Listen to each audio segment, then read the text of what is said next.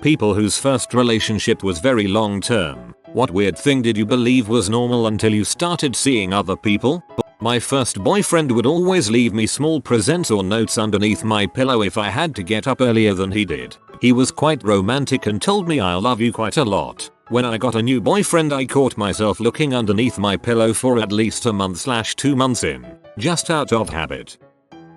That you should be happy together now, and not constantly waiting for some vaguely defined future where everything's settled down. Daily binge drinking until I realized I'm an alcoholic, and B, hetero relationships don't work when one partner tries to drink the gay away. Only took me 9 years, but I got there eventually. Not me, but the girl I'm currently dating said that her first long-term boyfriend would stare at himself in the bathroom for an hour or so before going to bed each night. I thought most guys liked having their nipples played with because my first ex did. My second boyfriend was so confused when I started licking his titty LMAO. She made me believe the old TV tropes of women never wanting sex. I had to work my butt off to get her to give me some action. The next girl I had was just freaking amazed that I didn't just ask for it when I wanted it. The bewildered look on her face when she finally asked, "You realize I'm frisky too, right?" I texted my then new girlfriend about where I was and who I was with about every 30 minutes. After the third time, she told me that she didn't need to get updates on what I was doing, and to just let her know when I got home safe. I remember feeling almost a physical weight being lifted off my chest because I didn't have to worry about my girlfriend freaking out if I didn't update her. I learned what trust felt like that night. I am actually amazed at how many married couples are this way. I just thought it was common sense to trust your spouse is doing what they said they were doing. No point in being crazy until there is a reason to be.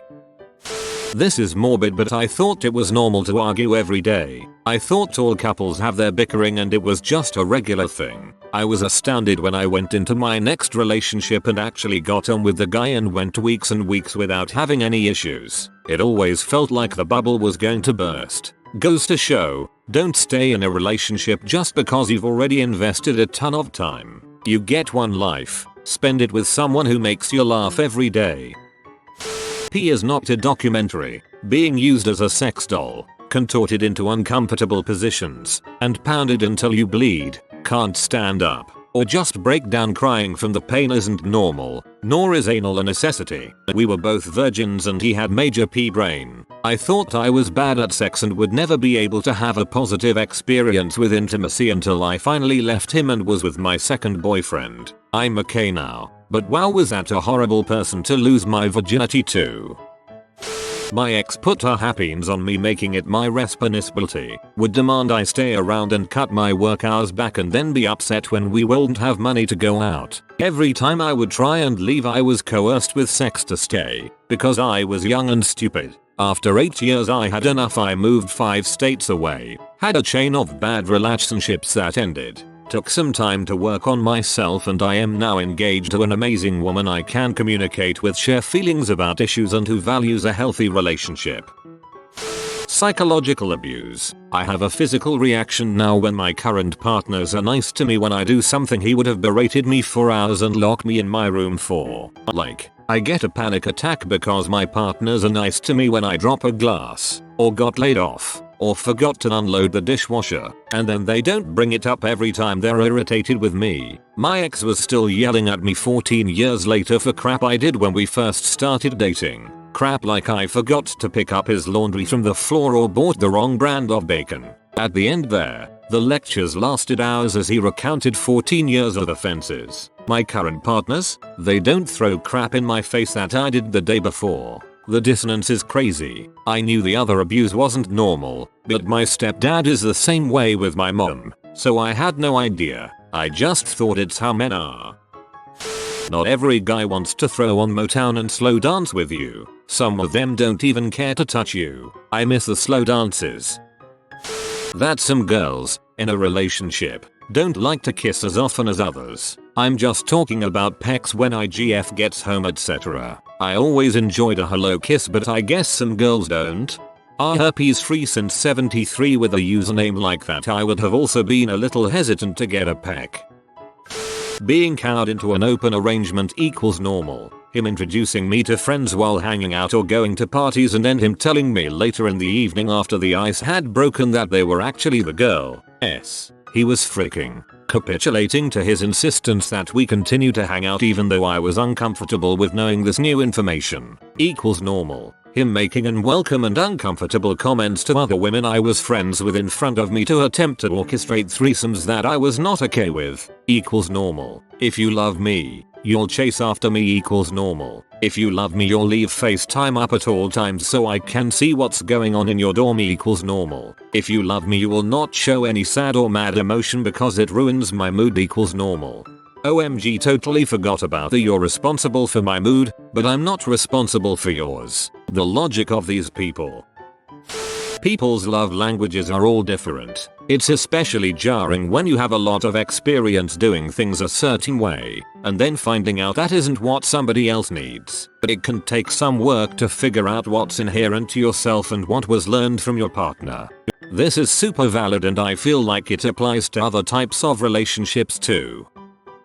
My ex basically taught me that it wasn't okay for me to be upset about things. Every time I would get my feelings hurt, even when I was upset about something completely unrelated to him, it was somehow flipped around, so I ended up reassuring and comforting him. That crap really messed me up, and I basically had to relearn how to be vulnerable with myself. He also had a very solid plan of how he expected me to live my life. Basically, his main goal for me was to have kids and be a good housewife. Yikes. On the bright side, nowadays I'm happily engaged and my fiance treats me with so much love and respect. He's supportive of my dreams and we are able to lean on each other in times of hardship. That every time was essentially a quickie. Almost a whole decade of nothing but 5 thrusts and then blast off. After that relationship ended, I felt like Jasmine on a magic carpet ride. A whole new world. It wasn't super long term, only about a year, but when you're in high school that's fairly long term. My ex was a very clingy dude, sweet, but would follow me around every social gathering and get jealous of me spending time with my friends. When I started dating the guy who is now my husband, I remember looking around at a party early on of mostly my friends that he hadn't met before, and I couldn't find him. I asked someone where he was and he was out by the fire with a group of people chatting and hanging out. I was astonished that we could just go our separate ways in a social setting, and that was totally fine. We didn't have to be attached at the hip the whole time. I tried to change her. That was my emotional insecurity. My bad, Melissa. A lot of girls like to frick. Your partner should actually make an effort to spend time with you. You shouldn't have to surprise them to spend any time with them. This makes me sad. Her father hating me. I just thought this was normal, but in the subsequent 3 relationships, last one turning into a marriage and family, the parents were kind and I couldn't believe that is possible. This is a little strange, I guess, sort of an individual thing, but with my first 2 relationships, 5 years total between the 2, I never realized how cuddly I am. I used to hate being touched or kissed, and I never realized that wasn't just the way I was. I even thought I might be asexual, but deep down I knew that wasn't the case. My fiancé used to be the same way, but when we met, somehow things just clicked into place. Passive aggression, gaslighting, subtly guilting me for every choice I made that he disagreed with, treating me like his therapist and dumping his issues on me. We dated from ages 16-25. It took a bit of therapy to unfrick my brain, and to even learn that some of our interactions were toxic, because they were so normalized. People always said relationships take work, so I guess I just thought that was what relationships were. Luckily I was wrong, because my partner now is the most genuine human I've ever met. But it's kinda funny and sad, because every once in a while I'll think, oh, so this is what it's supposed to be like. It's a bittersweet realization, because although I'm happy to be where I am, it's a bummer that it took so long to get here because I ignored my instincts for so long in the first place. That sex should last more than 45 seconds. Phew. For a second I thought you were going to say it was supposed to last over a minute. I would lick the side of my first girlfriend's face like a dog and she loved it. My second girlfriend slapped me when I tried it. For me, you won the competition here.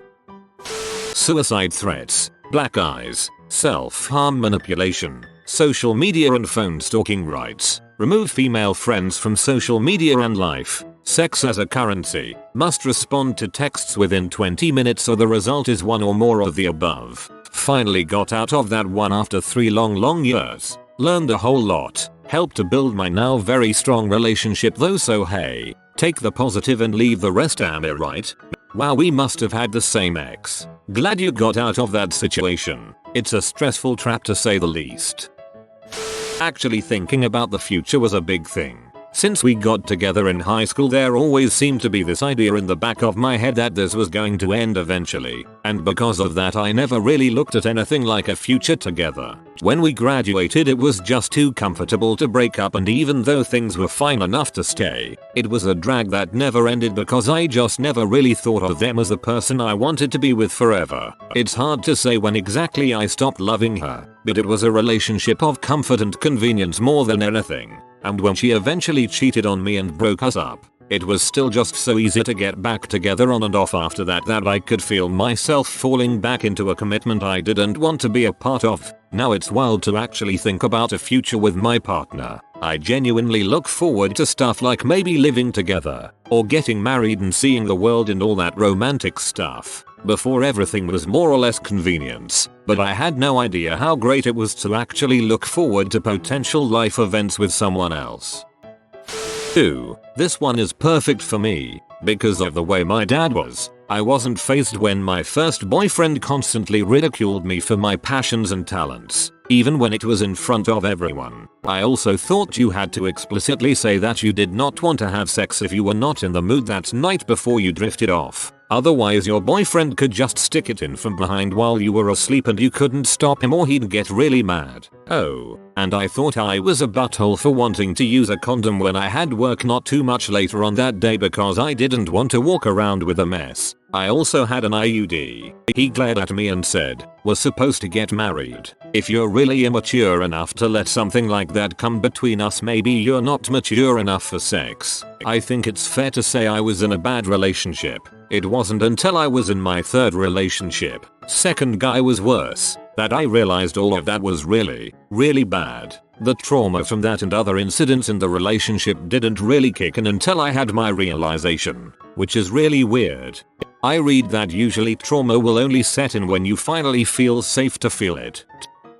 I grew up in a pretty strict Christian home and was taught that sex before marriage was a sin. My first teenage boyfriend and I were together for 5 years and never came anywhere close to having sex. At the time, I thought it was because I was a good Christian. Since sex before marriage was wrong, I didn't want to have sex with him. All my friends were either having sex or struggling not to. I didn't understand this because I didn't have the desire to do wrong, just as I didn't have the desire to hurt people or lie or steal. He and I broke up as our lives went in different paths. My next relationship became sexual pretty quickly, and it was only then that I realized that I was never really attracted to my ex, which is why I didn't want to have sex with him. She's supposed to be nice to you. Who would have thought? Even though I knew sex wasn't supposed to hurt, I thought I was just one of those girls that couldn't get wet where sex hurts. I am not. I was just not physically attracted to him at all, but I thought that was how all couples felt after the honeymoon period wore off. I never dared to look at his body for an extended period of time, and I never felt comfortable being naked. When we broke up I thought I was asexual or lesbian. I identify as bisexual, because I just didn't seem to like men at all. Turned out I just wasn't attracted to that many men. I can now stare at my partner for hours, and even just watching him doing mundane things can turn me on in an instant. I love laying naked in bed with him, whether it's to cuddle or to have sex. I feel comfortable around him and are not afraid of his dong either. He had a birth defect which left him with 2 holes in the tip of his dong. I thought one was for pee and the other was for sperm. My next boyfriend was very confused when I asked him why he only had 1 hole. My first boyfriend was so ridiculously clingy, like if we were in bed together we would have to cuddle, otherwise he would cry and think that I was mad at him, when in reality I was just hot and wanted some space. I just thought that's what relationships were. My relationship now is nothing like that. It is so nice to be in the same room but doing completely separate things and not have to worry about each other. I found it amazing how down to earth, reasonable, and aware I thought I was the whole time. Eventually, it hit me like a brick. How naive I was, how I would find ways to justify anything and everything. I was disgusted with myself, realizing how each time I was treated like crap, I would pat myself on the back for being able to endure the hard times that others wouldn't be able to. Yet, I thought I was a true Prince Charming who was earning his eventual, inevitable happy ending. Yet no. Value yourself more. I do believe that it is possible to find your true love online and maintain a fulfilling and rewarding long-distance romantic relationship for a long time, but not forever. But never justify being treated badly, never justify being neglected, and never ever assume that this is as good as you can get. You can't even dream of what you can achieve and who else you'll meet. Wait, not everyone wants commitment. I always look to the future. It was nice that the guys I dated in between my long relationships were kind enough to break it off when they realized what I was really after though.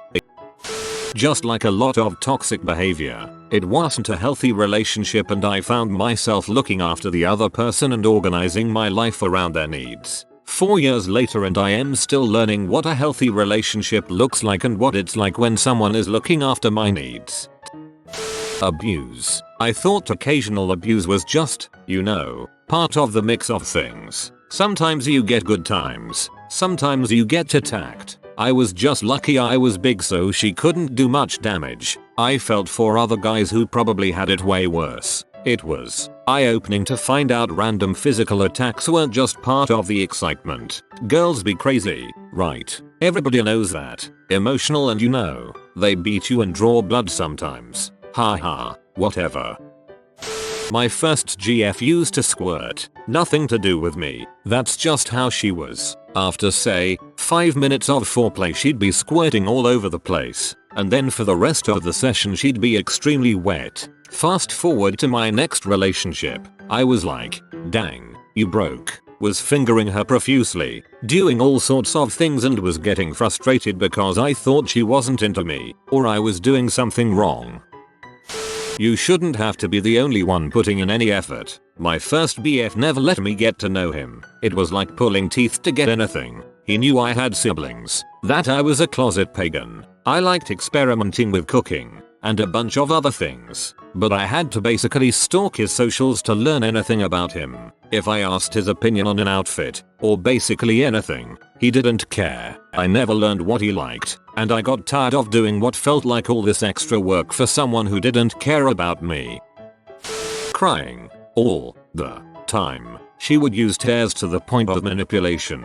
This was in high school BTW. I thought that was just a girl thing but no way. My current GF and I have been dating for 3.5 years and she only cries when she's in pain or having a panic attack. Both of which are not my fault and I can help her through. Dang, I thought every girl cried like 3 times a day. If any of you are dating a Kendra from Southern California, get the heck away.